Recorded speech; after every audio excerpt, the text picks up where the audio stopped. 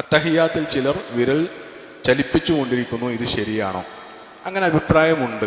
ഹദീസിൽ വന്നിട്ടുള്ളത് ഇതെന്താ വെച്ചാൽ, നമസ്കാരത്തിൻ്റെ കാര്യങ്ങളിലുള്ള അഭിപ്രായ വ്യത്യാസത്തിൻ്റെ ഒരു പ്രധാന കാരണം എന്താണെന്ന് ചോദിച്ചാൽ, ഇത് നബി സല്ലല്ലാഹു അലൈഹി വസല്ലം വാക്കാൽ പറഞ്ഞതല്ല. നിസ്കാരത്തിൻ്റെ കാര്യങ്ങൾ, നിസ്കാരത്തിൽ നിങ്ങൾ ഇങ്ങനെ ചെയ്യണം, ഇങ്ങനെ ചെയ്യണം, ഇങ്ങനെ ചെയ്യണം. നബി നിസ്കരിച്ച് കാണിച്ചു കൊടുത്തിട്ട് സൊല്ലു കമാ റഅയ്തുമൂനി ഉസല്ലി എന്ന് പറഞ്ഞതാണ്. നിങ്ങൾ ഞാൻ നിസ്കരിക്കുന്നത് എങ്ങനെയാണോ കണ്ടത് അങ്ങനെ നിസ്കരിക്കണമെന്ന് പറഞ്ഞതാണ്. അപ്പം ഇത് കണ്ട ആൾ റിപ്പോർട്ട് ചെയ്ത ഹദീസുകളാണ് നമ്മൾ മുമ്പിലുള്ളത്. അപ്പം ഈ കണ്ട ആൾക്ക് എങ്ങനെയാണോ തോന്നിയത് അങ്ങനെയാണ് അയാൾ റിപ്പോർട്ട് ചെയ്തിട്ടുണ്ടാവുക. ഇപ്പോൾ നബി കൈ കെട്ടിയിട്ടുണ്ടാകുക ഒരൊറ്റ സ്ഥലത്താണ്. പക്ഷെ ഹദീസിൽ വന്നപ്പോൾ നെഞ്ചത്ത് കൈകെട്ടിയെന്നും കുറച്ച് താഴെ വയറ്റത്ത് കൈകെട്ടിയെന്നും വന്നിട്ടുണ്ട്. ഇതിന്റെ വ്യത്യാസം ആകെ എത്ര മാത്രമാണ്? റസൂല് ചിലപ്പോഴൊക്കെ ഇവിടെയും കെട്ടി, ചിലപ്പോഴൊക്കെ ഇവിടെയും കെട്ടി, അങ്ങനെയാണോ? അല്ല, റസൂൽ ഒറ്റ കെട്ടിലേ കെട്ടിയിട്ടുള്ളൂ. കണ്ടാക്ക് ഒരാൾക്ക് തോന്നിയത് അത് നെഞ്ചത്താണ് കെട്ടിയിരിക്കുന്നത്. കാരണം നമ്മൾ തന്നെ ഇപ്പം നിങ്ങളോട് എല്ലാവരും നെഞ്ചത്ത് കൈവച്ചാണെന്ന് പറഞ്ഞാൽ നിങ്ങൾ പലരും പലയിടത്താണ് കൈവെക്കുക അല്ലേ? നെഞ്ച് ഏതാന്നുള്ള കാര്യത്തിൽ നമുക്ക് തന്നെ ഒരു ഏകാഭിപ്രായമായിട്ടില്ല. ഈ വ്യത്യാസം പിന്നെ സഹാബികൾ ഇത് വാക്കാൽ പറയാൻ, നബി നെഞ്ചത്താണ് കൈകെട്ടിയത്.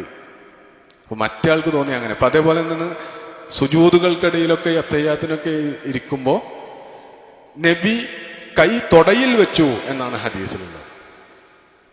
അപ്പോൾ നമ്മളിവിടെ മുട്ടിൻ്റെ ഇവിടെ കൊണ്ടുപോയാണ് വെക്കുക. ചിലവർ ഇവിടെ നടുവിൽ വെക്കും, ചിലവർ ഒന്നും കൂടി എന്നിട്ട് കയറ്റി വെക്കും. എന്താ ഇതിൻ്റെ പ്രശ്നം? നബി ഓരോടത്താണ് കൈവച്ചത്. അത് കണ്ട സഹാബിക്ക് അത് തൊടയായിട്ട് ആണ് മനസ്സിലായത്. അയാൾ തൊടയിലാണ് കൈവച്ചത് എന്ന് പറഞ്ഞു. പക്ഷെ തൊട ഇങ്ങനെ നീണ്ടു വരുന്ന കിടക്കുക. അല്ലേ? തൊട എന്ന് പറഞ്ഞാൽ മുട്ടുവരെയുള്ള ഭാഗത്ത് തൊട എന്ന് പറയണമെങ്കിൽ പറയാം എന്നുള്ളതാണ് ഉള്ളത്.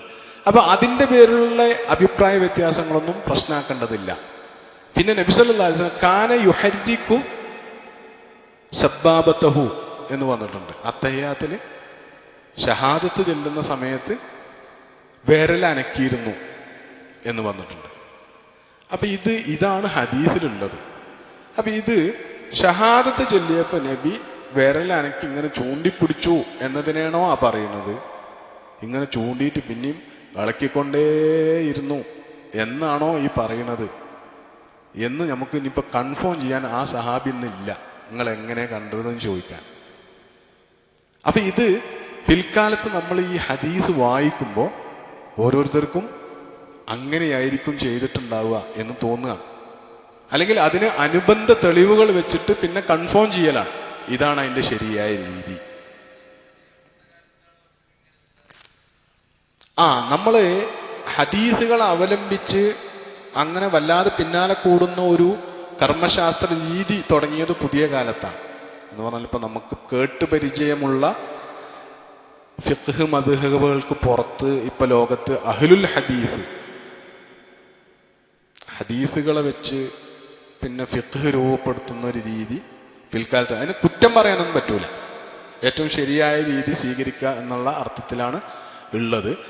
അപ്പം അതിൻ്റെ പ്രശ്നം എന്താണെന്ന് ചോദിച്ചാൽ, പരമ്പരാഗതമായി തുടർന്നു പോരുന്ന ദീനിൽ ഭൂരിഭാഗം കാര്യങ്ങളും, പ്രത്യേകിച്ചും അടിസ്ഥാനപരമായ കാര്യങ്ങൾ ഒന്നോ രണ്ടോ ആളുടെ വാക്കിൽ നിന്ന് എടുത്തതല്ല.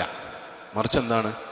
നബിൻ്റെ കാലം മുതൽ ഇസ്ലാമിക ഉമ്മത്ത് മുറിയാതെ നിസ്കാരം നിർവഹിച്ചു പോരുന്നുണ്ട്. കേട്ട് പഠിച്ചതിനേക്കാൾ നമസ്കാരം ഇസ്ലാമിക സമൂഹം കണ്ടുപഠിച്ചതാണ്. സഹാബികളിൽ നിന്ന് അടുത്ത തലമുറ, അവരിൽ നിന്ന് അടുത്ത തലമുറ, ഇങ്ങനെ പഠിച്ചു പോന്നതാണ്. അപ്പൊ അതിൽ സ്വീകരിക്കപ്പെടുന്ന രീതികൾ കൂടി വെച്ചുകൊണ്ടാണ് മദ്ഹബിന്റെ ഇമാമുമാർ ഇതാണ് ഇതിലെ ശരിയായ രീതി എന്ന് പറയും. അപ്പൊ അത്തരം കാര്യങ്ങളിൽ അഭിപ്രായ വ്യത്യാസം ഉണ്ടാകുന്നതിനെ നമ്മൾ എന്ത് ചെയ്യേണ്ടതില്ല, വലിയ പ്രശ്നമായി കാണേണ്ടതില്ല. ഒരാൾ അങ്ങനെ ആട്ടണമെങ്കിൽ ആട്ടിക്കോട്ടെ, അയാൾ അതാണ് എന്ന് റസൂലിന്റെ രീതി അതാണ് എന്ന് വിചാരിച്ചുകൊണ്ടാണെങ്കിൽ പ്രശ്നമല്ല. അയാൾ അടുത്തോനെ പിടിച്ചാട്ട് ആട്ടിച്ചണ്ട എന്ന് വെച്ചാൽ മതി. ആട്ടാത്ത ആള് അപ്പുറത്തോ ആട്ടിന് കാണുമ്പോൾ പിന്നെ ഓൻ്റെ അത്തഹിയാത്ത നിസ്കാരം മുഴുവൻ അയിമണ് പോകും വേണ്ട. എൻ്റെ നിസ്കാരം ഞാൻ നിർവഹിച്ചാൽ മതി. അപ്പോ അതിൽ ആട്ടിയാലും ആട്ടിയില്ലെങ്കിലും കുഴപ്പമില്ല. അതേ സമയത്ത് നമസ്കാരത്തിൻ്റെ ഒരു പൊതുവായ രീതിയോട് ഇണക്കമുള്ളത് എന്താണ്? അങ്ങനെ നിരന്തരം ആട്ടിക്കൊണ്ട ഇരിക്കാതിരിക്കുക എന്നതാണ്. കാന യുഹരിക്കു എന്നുള്ളത് ഇളക്കി എന്നർത്ഥമുണ്ട്. പക്ഷെ ഇളക്കിക്കൊണ്ടേയിരുന്നു എന്ന് അതിനർത്ഥം വെക്കാനായിട്ട് പറ്റൂല.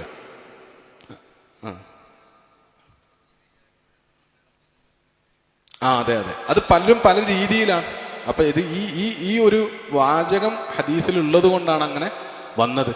അപ്പൊ അതിനെ നമസ്കാരത്തിന്റെ ഒരു അടിസ്ഥാന ഘടകമാണെന്ത്? തുമഇനീനത്ത്.